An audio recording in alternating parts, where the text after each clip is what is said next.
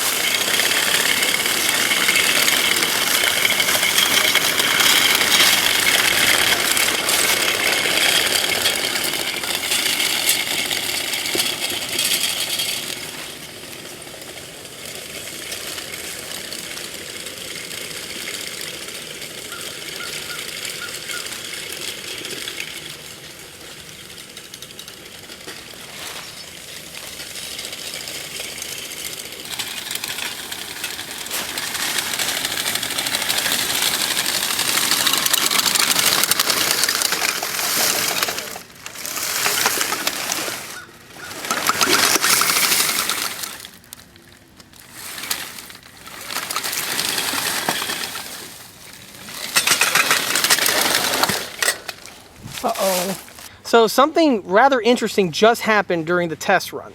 And I might as well bring it up because this may be important to anyone who has one of these vehicles and are running them and encounter a similar situation. A tanker and a viewer of the channel, you know who you are, one time told me that the worst thing that can happen to your tank, or one of the worst things that can stop you, is wire getting spooled up into the track and also into the wheels. And he was absolutely correct, because that's exactly what happened here, albeit in a smaller scale. But it still was important to point out. Where I'm running, you can see it's, you know, autumn, so there's quite a nice little carpet here of leaves, and hidden in the leaves here was this old piece of chicken wire that was planted years ago to protect this tree here from the deers. Well, totally forgot about that, and the wire here was thoroughly concealed under leaves. When I drove by, long story short, the tracks grabbed this crap up, spooled it up into the rear idler, and the tank actually went dead stop. I mean, everything dead as a doornail. If this happens, do not panic. What happened was that the electronics did their job. The motors had a sudden jolt. They were stopped dead. Instead of the gear stripping out, the system just shut off. So what I went ahead and did was I quickly went ahead and got rid of all this garbage as much as possible from the tracks. That's all been taken care of. Then I went ahead and I had to give the tank a solid reboot. What that means is the front panel here was taken off. Turret had to have been rotated slightly. The panel here was taken off. I went ahead and turned off the battery kill switch, turned the battery kill switch back on, and now the tank can power on as it did before. So this is something to point out if you have an Armortek tank, specifically from this generation over here or any of the other generations. Not so much the first edition, but the third, fourth, and fifth generation units. They do have, I noticed, some kind of a system built in, a fail-safe type system, where if the motors are hitting a abrupt obstacle, the system will just thoroughly shut off. And this is something that's important to know, because if this happens to you, don't panic. Just, you know, see what the obstacle is, take care of it, and then give your model a reboot, and you should be good to go. Sadly, during the cleanup process, the jack was knocked off. A little piece popped off. It's just super glued back on, so I'll be taking care of that lickety-split. But from there, I'm going to go ahead and remount the turret on appropriately, and I'll go ahead and restart the tank and continue with the remainder of the test run. Also, one other thing I want to mention at this time is with the performance of the turret rotation in regards to the grille protectors that we have here. As I mentioned in the last video, the grille protectors I fitted in place, but I wasn't sure if the turret was going to clear them or if there needed to be any more fine adjustments. Well, as you can see, they are working as advertised, and I'm able to rotate the turret absolutely perfectly, and they are not striking in any way the grenade gutter section that's found on the rear bustle. So that is fantastic news. So, well, let's go ahead and continue with the test run.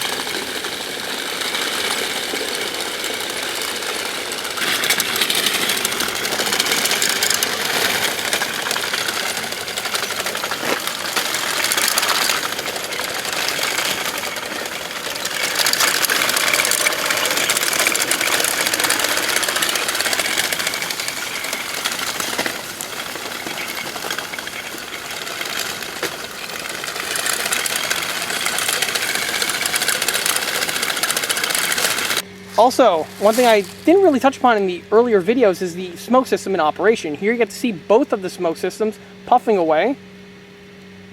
And it actually outputs a decent amount of smoke. Keep in mind, this model is unique because it features not one but two smoke systems. So this does give you a little bit more smoke compared to a single unit that is then just teed off, like we see on several other Armortek builds that I've touched upon in the past.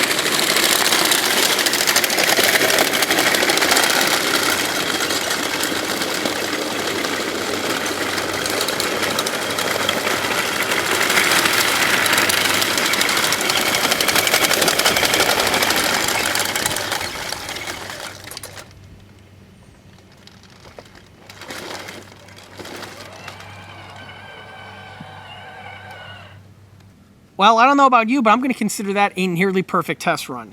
The tank performed flawlessly. It was a blast to drive too. I mean, all RC tanks are enjoyable to drive, but if you ever get the chance or the opportunity to own or drive an Armortek tank, regardless of the vehicle type, they never disappoint. Specifically, if you do your due diligence and assemble the suspension and the other running components properly, these things will just keep on chugging along. Even with that little hiccup from before with the wire, the tank did as its design intended, where it saw the obstruction before it could lead up to any sort of potential damage with the electronics or with the mechanical components. The unit did its job and just shut off completely. This is fantastic because as the operator, you need to evaluate what's going on, and it's hard to do sometimes if you're unaware of any sort of potential issues that get drugged up by the track. So again, this is a fantastic design that is built into the electronics and is one that you saw today came in to actually help me during this operation. This indeed was a video that was a long time coming, and hopefully it was worth the wait, because I don't know about you, like I stated before, I had an absolute blast driving this thing around and churning up some dirt and some leaves, as well as some wire, but obviously already touched upon that before. So from here, I'm going to go ahead and drive the model back onto the lift, take off the tracks, take off the turret, mask up the engine compartment, as well as the other areas that need to be masked up. And from there, this bad boy can finally head off, rounding third base, and get into paint. Once in paint, obviously the camouflage and the weathering will follow soon after, and it's going to be interesting to see how this model pans out with all of the paint work that we have in mind. Obviously, I know how the model's going to be painted, as does the customer, but for the rest of you, well, that's something you're going to have to wait for in the next update video, which hopefully should come sooner than later. And with that, that wraps up this project update video for this 1/6 scale radio-controlled Armortek German King Tiger heavy tank. If you like this video, be sure to subscribe to this channel, where it's a great way to keep up to date on new posted content, being upcoming future project update videos for this project over here, or the other smaller scale model showcase videos that frequently get posted to this channel. Another way to keep in loop new posted content is by liking us on Facebook. There, I have more photographs of this particular build that have been taken throughout the entirety of its construction from the very beginning, as well as photographs of the other smaller and larger scale builds that have been seen on this channel in the past. Furthermore, don't forget to swing by eastcoastarmory.com for more 1/6 and 1/16 scale builds and detailed components. Thanks again. I'll be seeing you all again on the next one. Till then.